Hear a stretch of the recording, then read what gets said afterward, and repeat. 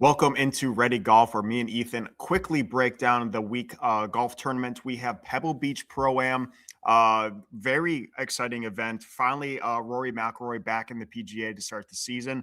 This is a signature event, so everyone is guaranteed 4 rounds unless they withdraw, which means there is no cut. Smaller fields, so just keep that in mind. Quickly, before we get into this one, I don't want to keep this too long, but me and Ethan on our first ever Ready Golf episode had a pretty good betting week. Did not hit any outrights, but we did hit our dogleg parlay with a plus 419 total odds.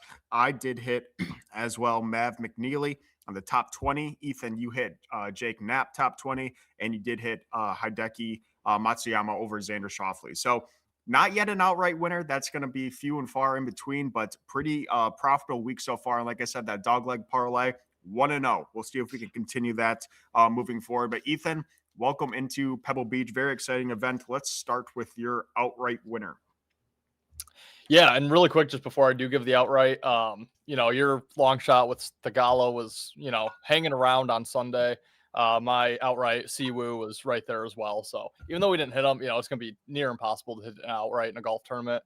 You were at least sweating on Sunday and probably had a chance to hit some other guys there if you did take that. So yeah, good first week for us here. For my outright for Pebble Beach Pro-Am here, I'm going Justin Rose, plus 2,800. Really just looking at his form and his strokes gained here. He won the Farmers Insurance Open earlier this season.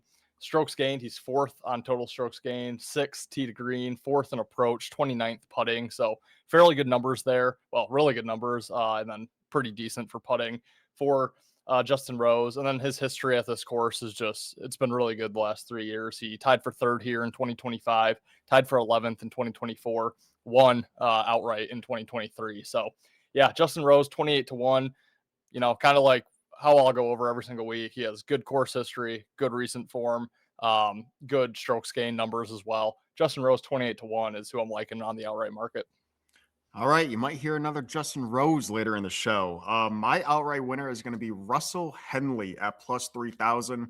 Not to get too much in the course stats because that's not really me and Ethan's forte. If you do want more course information, there's a bunch of other podcasts and articles out there that go much more in depth. If we start talking about that, we might sound a little uneducated. But basically, this course is very short. So being able to excel off the drive is not a huge area that gives success. We did see Rory win it last year, who is a fantastic driver. He took advantage of the course. But Russell Henley, not a good driver, very short driver. And usually that hurts him quite a bit, but this is a short course and your approach shots and your play around the green is kind of what matters most. And that is where Russell Henley excels. He's had a pretty good start this year. He's a tied for 19th and a tied for 8th.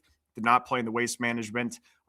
So he's off a week break. He did come in 5th last year, but it's just basically a perfect course fit for Russell Henley, not being a really deep driver here. So I'm going to hope that his short game and approach shots propel him to that win. Again, plus 3,000 best odds I'm seeing for Russell Henley. My long shot pick is going to be it's kind of a long shot. It's plus 5,000 odds. And I'm going to go Jason Day as my long shot winner here for the Pebble Beach. This is just a fantastic venue for Jason Day. I mean, I can go over his course history. I'll probably talk about this for a while, but basically he has, out of his 15 starts, he only has 2 of those at Pebble Beach outside of the top 25. This guy has destroyed the course, but has yet to have a win. He has a 2nd place. He has 2 4th place. He has 2 6th place. He has 3 6th place. He has a 7th. He has a 13th. He has an 11th, 14th, 24th. Like, this guy just kills this course. Did not have a great showing. Did not play at the waste management, but the week prior did not have a great showing, finishing tied for 38th. But I like him to maybe get his first ever win at a tournament that he has absolutely destroyed. So give me Jason Day plus 5,000 for my long shot. Yeah, just really quick, going back to your outright, I actually had Russell Henley written down, and as I was researching Russell Henley, that's where I got onto Justin Rose. So almost had some carryover there. For my long shot, I'm going to a young gun here, Ryan Gerard, plus 6,100. Now, the reason I'm a little hesitant here is it's his first time playing the Pebble Beach Pro-Am here, but he does have good recent form on the season. He was second at the Sony, tied for second at the American Express, and then tied for 11th at the Farmers Insurance. And his strokes gain numbers are just kind of off the charts as well right now. 5th in total strokes gained, and then 17th in each of the 3 of tee to green, approach, and putting. So you kind of mentioned the short game here, having a big advantage, and clearly his approach, his putting, very good. His total strokes gained, good as well. Good current form that he's in. Again, no course history, so that is one concern. I think it's somewhat difficult to go play a course for the first time and get the outright win. But 6,100, I expect him to be in contention at least Saturday, maybe Sunday as well. I like Ryan Gerard here as my long shot. Yeah, I have him written down as well, not for any bets, but yeah, from one of the few stats I have here, he's probably one of the best starts of the year so far. Like you said, very good current form, so I don't hate that whatsoever. My top 20 pick is going to be a golfer that you already mentioned that I kind of alluded to, and that is going to be Justin Rose as my top 20 pick. Best odds I'm seeing on DraftKings were plus 108. Again, make sure you do find sports books that allow the tie or include the tie on these top 20 and top 30 and whatever placements. You don't want the dead heat rules. That's a scam. But I like Justin Rose basically for everything you said here. He already has a win this year. He has great tournament history. He already won, like you mentioned, at Pebbel back in 2023. Came in third last year. I like Justin Rose to finish in the top 20. Yeah, I'll keep mine short as well because I'm double dipping a little bit into last week. I'm going right back to Jake Knapp, plus 114 for a top 20. Just his updated strokes gain numbers. He is tied, or he's 7th total strokes gain, 20th tee to green, 70th approach, so not great in his approach, 19th putting. He finished in the top 20 last week, got 8th. He was tied for 11th at the Sony, tied for 5th at Farmers. He did play at the Pebble Beach Pro-Am last year. He tied for 33rd. So, I expect him to get better with a second appearance here. Has good recent history, decent strokes gained as well. So I'm going right back to Jake Knapp. Kind of just, helped me cash one last week. Let's go right back to him this week. I like it. Stay with the hot hand. Ethan, I'm going to send it right back to you for your miscellaneous bet for the Pebble Beach. I'm going to send it right back to you because I'm keeping this one incredibly short too. I'm fading Xander again. So the matchup we got this week is Victor Hovland, even odds over Xander. Again, just like I did last week, Xander is priced as a top 3 golfer in this field, and by name he is. At his best he is, but until we see it, I'm going to keep looking to fade him. Victor Hovland, he's not necessarily a guy that I'm overly confident in. I know you faded him last week, and he actually had a really nice week there at the Waste Management.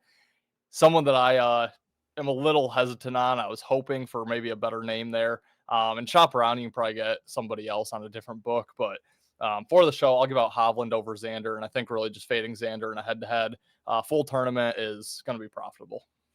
Yeah, I think staying away from Xander for the near future is going to be a pretty good betting strategy moving forward.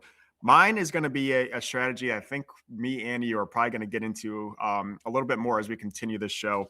And that is going to be fading last week's winner. So I'm actually going to take Chris Goddard up over final position 24.5. So basically he has a finish outside of the top 25 for me to win that bet. He destroyed the Waste Management, obviously winning that one in the playoff against Hideki. He is a fantastic driver. And at Waste Management, that's really where you excel is if you can hit it off the tee box. And like I said, on this course, besides last year with Rory, who is one of the best drivers on tour, driving accuracy, driving strokes gained, driving distance doesn't really matter that much. So that's where he excels. I think he's going to struggle when that kind of gets erased from his game a little bit. Or the rest of the field, like a Russell Henley catches up, not being a great driver, but a great approach player. So I just think it's a bad course fit. And I do like just fading last week's winner. So give me Chris Goddard up, final position, 25 or higher. And then that brings us to our dog leg parlay. Again, 1-0 on our dog leg parlays. Hit last week's plus 420. Ethan, what is your first leg for the parlay? Yeah, so I will say I considered Justin Rose top 20 here. Obviously, you gave that out, and I did that last week. I gave Siwoo as a top 20 player, actually top 30 when I had him as my outright. So I wanted to go a little bit different here. but we're going to play it relatively safe. We're taking the best golfer in the world, Scotty Scheffler, top 5, including ties, minus 154. Not a ton to be said about Scotty. We expect him to do well every time he plays. Last week he really struggled early, but he came all the way back to finish 3rd in that tournament and really had a shot to, be in that playoff tiebreaker where he's probably going to end up winning. So I think that builds confidence in Scotty. Not that he really needs confidence, but top 5 with ties, minus 154. Again, we're doing it for a parlay leg. Nothing that I'll probably be betting solo, but minus 154, Scotty. We'll look for him to have another nice week. I never have any problem betting on Scotty. I don't take him to win anymore because his odds are just ridiculous. But I love him top 5. He's going to be in it. It's a great course fit for him. He comes in number 1 in every pretty much statistic out there. Every model you run, Scotty's going to be number 1. So yeah, I like that. I'm going to go back to another golfer I gave out, and then basically just because of his course history, and I'm taking Jason Day, top 30 finish. I did plug this into DraftKings. That parlay comes out to plus 221. Jason Day, top 30. Scotty Scheffler, top 5. So plus 221 for the dogleg parlay. Again, on Jason Day, 15 starts at Pebble Beach. 13 of those have been within the top 25. So basically what percentage is that? 90-something% that he finishes in the top 25. Now we get him top 30 at minus 128. I'm going to be there for Jason Day. So hopefully he can have a great round, and hopefully we can go 2-0 on our dogleg parlays. But that's going to do it for our Pebble Beach betting preview. Ethan, do you have anything to add before we get into next week's predictions? All set here. Okay. Thank you guys for tuning in. Let us know who you have winning this tournament, and let us know if you like this content and want to see more. Until then, guys, we'll see you in our next tournament preview.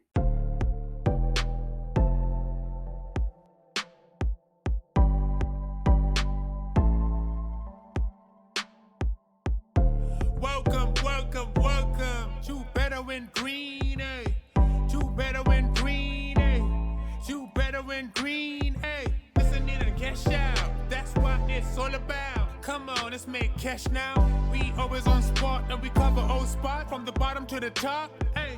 Shout out to Ethan, shout out to Wyatt, shout out to Ben.